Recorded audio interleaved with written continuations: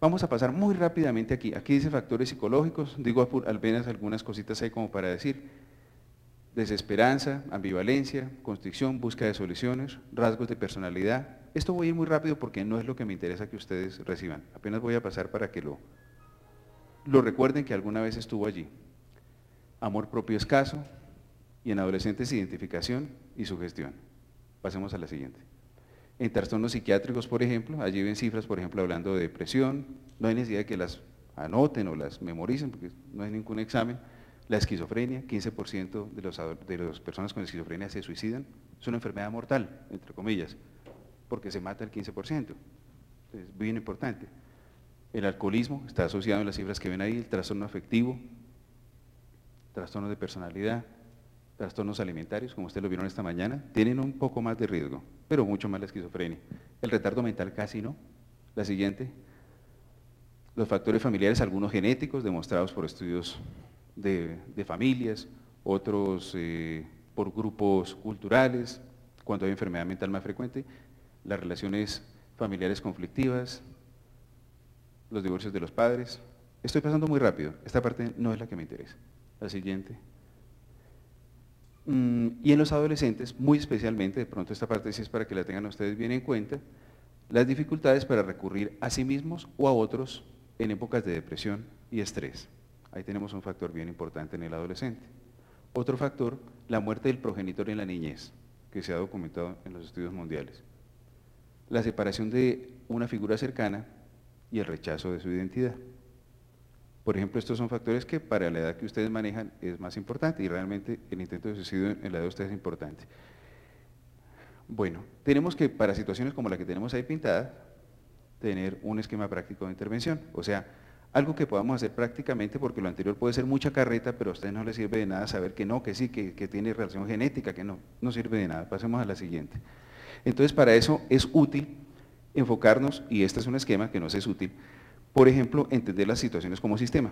Hay diversos sistemas, por ejemplo, uno más pequeño, el individual, o sea, el individuo, el niño o el adolescente o la persona misma que presenta el problema. Allí le han dado a llamar sistema, o sea, pequeño, la persona en pequeño. Un poquito más grande diríamos el microsistema, o sea, el núcleo familiar, por ejemplo.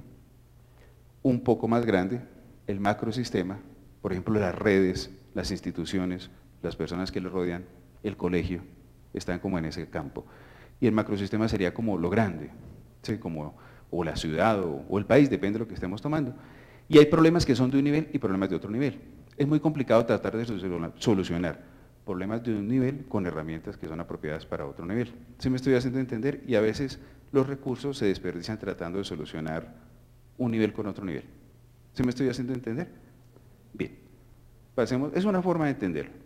Sin embargo, pues tenemos que tener algún tipo de objetivo. Entonces, el primero, controla la sintomatología. El intento de suicidio, pues habrá que controlarlo, pero no es lo único. Habrá que brindarle atención a un paciente a quien se le tiene como temor, que decimos allí tabú. Una valoración dentro de su sistema, con el concepto que acabamos de ver, dependiendo de sus niveles, cómo es el problema allí. Fortalecer sus redes de apoyo sociales, familiares, terapéuticas y facilitar la permanencia de él en la comunidad. La siguiente. Voy a pasar rápidamente por unos síntomas que se nombran en una de las clasificaciones y que hablan de la depresión. Voy a leerlos muy rápido. O sea, una persona cuando tiene depresión, le podemos reconocer este tipo de situaciones. Pero va a pasar rápido. Tiene humor depresivo, tiene pérdida del interés o capacidad para disfrutar las cosas, aumento de la fatiga, o sea, se cansa fácilmente, perdón. La siguiente. Disminución de la atención, pérdida de la confianza en sí mismo, ideas de culpa, sentimiento de ser inútil, perspectiva sombría por el futuro o desesperanza, que decían hace un ratico, pensamientos suicidas o autoagresivos, trastornos del sueño, trastornos del apetito. Sí, la siguiente. Pero ustedes ven que eso no se presenta tan claro en los adolescentes.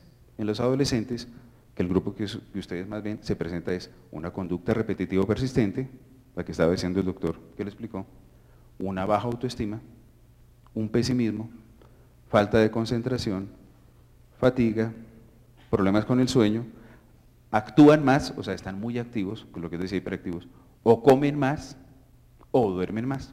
Esto sí sería bueno que los... No, la anterior, devuélvete a la anterior. Esto sería bueno que los anotaran. O sea, pase rápido por los otros para decirles que esos son los que casi no vamos a ver en el adolescente. En el adolescente los que vamos a ver son estos que están acá. Entonces, les quiero decir que todo lo que he dicho hasta ahora es lo que yo no tenía que decirles. Eso es lo que yo a ustedes no tenía que contarles ni comunicarles. Eso está mal hecho, lo que yo he hecho hasta el momento. Porque para intervenir sobre suicidio, y sobre todo con comunidades, lo que se trabaja es sobre factores positivos. O sea que lo que he hecho de mostrarles fotos de gente cortada, un mar por allá en el piso, cifras terribles, eso es lo que no se hace. Cuando voy a trabajar con comunidad, como ustedes van a ver allí, lo que tengo que trabajar es sobre factores protectores. Entonces vamos a ver qué deben hacer medios, docentes, sobrevivientes y comunidad, cómo se debe trabajar con ellos. Pasemos a la siguiente. Entonces ahora sí nos vamos a demorar un poquito más. Lo anterior era lo que no había que hacer. ¿Me comprendieron eso? Por ejemplo, ¿qué pasa con medios de comunicación?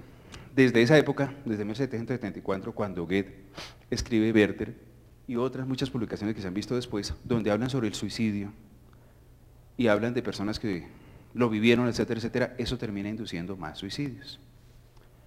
Y las noticias de celebridades como Kurt Cobain o muchos otros que se han suicidado o que tuvieron una sobredosis con mescalina, Jenny Joplin, etcétera, etcétera, aumentan los suicidios y está documentado, digámosle técnicamente, que por lo menos en los 10 primeros días después de las noticias se aumenta el número de suicidios.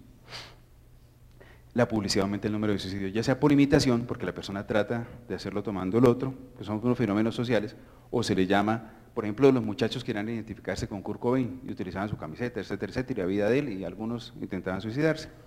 O por un fenómeno que se le llama de enjambres, o sea, como cuando se presentan por un mismo factor en una población muchos factores, muchos casos de los mismos, o por contagio, como de pronto puede ocurrir en un colegio.